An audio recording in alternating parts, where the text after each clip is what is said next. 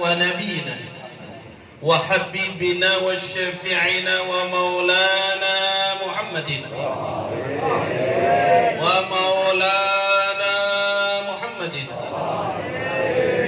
وعلى آله وصحبه أجمعين. اللهم صل وسلم وبارك على سيدنا محمد الفتح لما أغلق والختم لما سبق ناصر الحق بالحق والهادي إلى صراطك المستقيم وعلى آله وأصحابه حق قدره ومقدار العظيم. Angkat tangannya. Allahumma anta rabbi la ilaha illa anta khalaqtani wa ana abduka wa ana ala ahdika wa wa'dika mastata'tu a'udzu bika min syarri ma sana'tu abu'u laka bi ni'matika 'alayya wa abu'u bi dhanbi faghfir li fa innahu la yaghfiru dhunuba illa anta. Semua hasbunallah wa ni'mal maula, hasbunallah wa ni'mal wakil, ni'mal maula wa ni'man nasir, wa la hawla wa la quwwata illa billahil aliyyil azim. Yang saya hormati sahibul musibah Aba Ustaz Saiman, kita doakan sehat. Seluruh putra putri almarhumah Allah berikan kekuatan, keikhlasan, keyakinan bahwa suatu saat dia akan ketemu lagi dengan bundanya. Yang saya hormati Mukarram Kakanda Kiai Haji Ahmad Agus Salim, kita doakan mudah-mudahan pemimpin masjid ini sehat walafiat,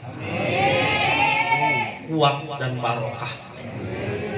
Yang saya hormati Kakanda Ustaz Muhammad Yasin, Kanda Ustaz Abdurrahman, Kanda Ustaz Mursali, Mukarram Ustaz Abdul Ghafur, Dinda Ustaz Muhammad Fajri, Dinda Ustaz Muhammad Nasir, Mukarram Ustaz Maryanto, semua yang hadir. Mudah-mudahan pada malam hari ini ibrah agar kita ingat kompak, ingat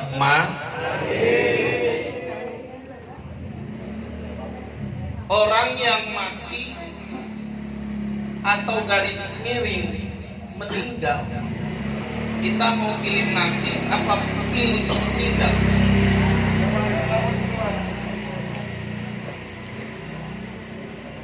Dua pertolongan yang Allah kirimkan di akhir-akhir umurnya. Pertama, ketika dia sakaratul maut, ada yang bacain talqin, ada yang bacain. Mazhab kita, mazhab Imam Syafi'i, dalam kitab Imam An-Nawawi menjelaskan bahwa membaca talqin ketika orang yang sedang sakaratul maut sunnah muakkadah, sunnah yang dianjurkan. Jadi kalau ada keluarga kita rada-rada kayaknya udah mau wafat, maka kita deketin telinganya, kita bimbing. Panjangnya la ilaha, pendeknya kata Ibnu Katsir Allah. Mengapa? Karena itu pertolongan dia terakhir untuk ingat kepada Allah. Bagus-bagus nggak pakai dibacain talqin, kita meninggal ucapin la ilaha. Itu yang pertama. Yang kedua, pertolongan yang diberikan oleh Allah Subhanahu wa ta'ala, talqin yang kedua, selain dia mengharapkan amal solehnya, sholatnya, puasanya, zakatnya, hajinya, kebaikannya, hablum minal nasnya dan hablum minallahnya baik, ada satu lagi talqin yang bisa tolong itu almarhum yang sudah dikubur, yaitu membaca talqin di atas pekuburan sebelum kita pergi. Mazhab Syafi'i sekali lagi memberikan fatwa itu sunnah muakkadah. Ada dalilnya dari Abu Umamah bahwa Rasulullah Shallallahu Alaihi Wasallam membacakan talqin kepada orang yang sudah dikubur. Makanya orang yang dikubur sama tukang baca talqin diingetin, man rabbuka, apa artinya?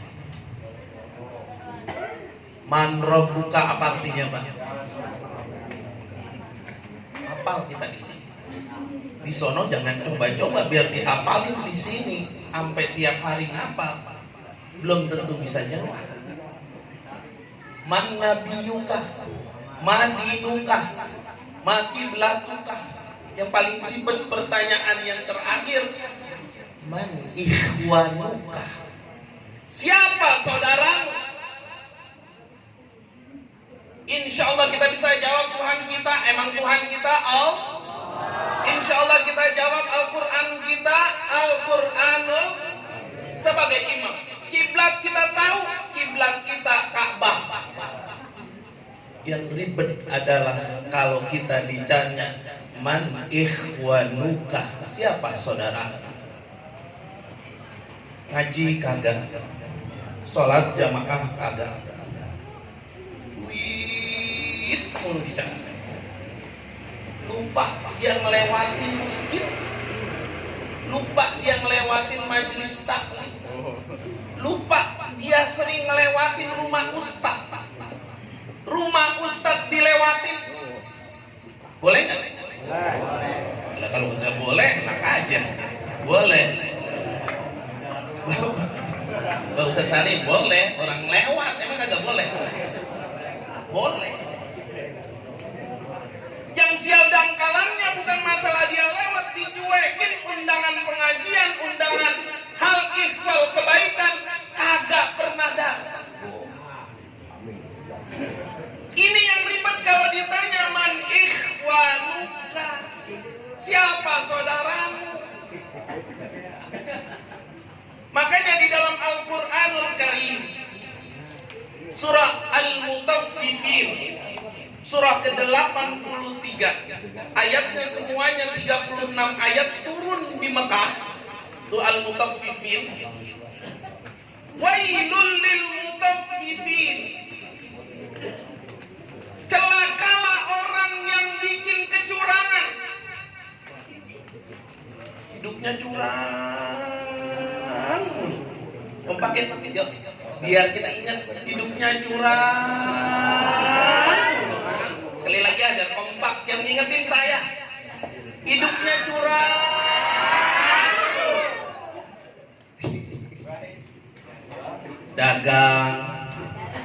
Dagang, kerja, bisnis, bergaul sama manusia, apa aja yang dilakuin yang penting untung buat dia, yang penting dia bisa makan, dia bisa beli ini beli itu, bodoh amatan orang lain. Itu namanya curang. Al-Mutaffifin dalam kitab Ibnu Katsir, tafsir Ibnu Katsir, diterangkan bahwa yang dimaksud curang tidak hanya dalam pekerjaan, dalam perdagangan, tetapi di dalam akhlak kepada manusia. Dia selalu curang, dia selalu zalim, dia selalu mendustai, dia selalu membohongi, dia selalu menzalimi, memberikan rendah kepada manusia. Itu namanya al-mutaffifin. Makanya ayat yang begitu banyak dalam juz Amma 36 ayat al-mutaffifin dijelaskan. Bapak Ibu sekalian,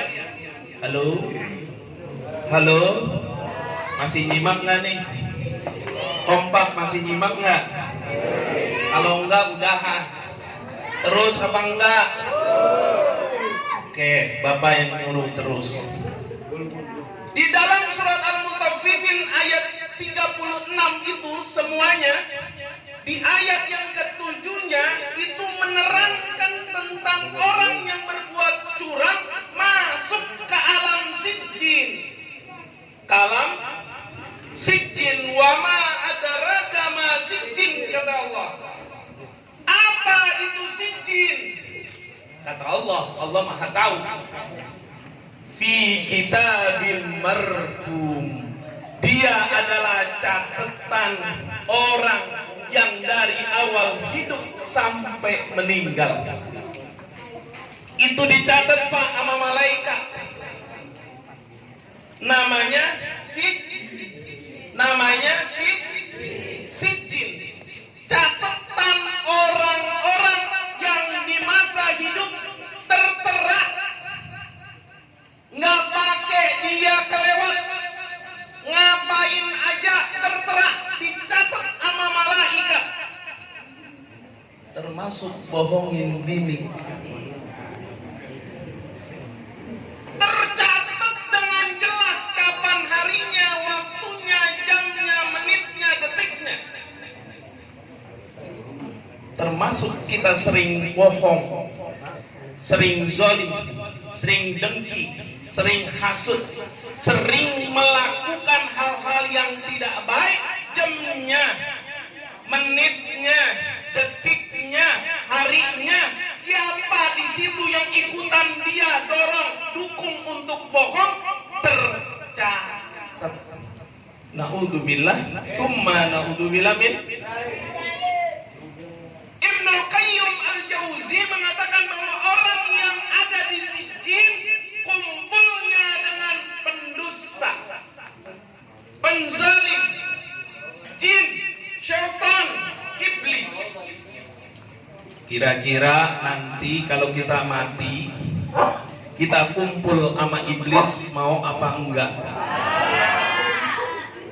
Kita kumpul sama syaitan, mau apa enggak?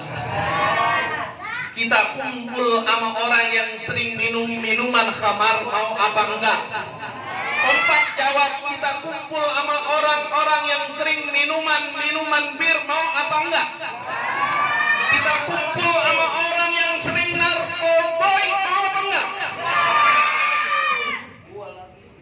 Kalau kita enggak mau jauhin, jangan kata kita minum, cobain itu narkoboy, deketin orang yang narkoboy aja, udah nanti kita jadi saksi. Iya ya Allah, dia narkoboy, dia minum, dia berzina, dan kita termasuk orang yang masuk neraka bersama mereka.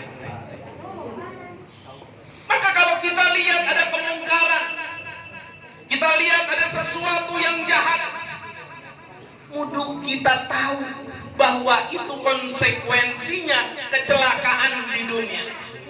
Kalau kecelakaan di akhirat. Kalau kecelakaan di dunia masih ada yang nolong, tapi kecelakaan di akhirat siapa yang nolong? Makanya butuh talqin. Apa? Butuh talqin. Talqin itulah yang menolong, karena dituntun oleh pembaca talqinnya agar kita di alam kubur membaca la ilaha. Bahkan di situ di dalam kitab talqin yang dikarang oleh Habib Utsman bin Yahya, mufti Betawi, di situ orang disuruh qul isyhadu la ilaha illallah. Qul, kita disuruh bersyahadat bareng-bareng dikala kita membaca talqin agar tertolong orang yang berada di alam kubur.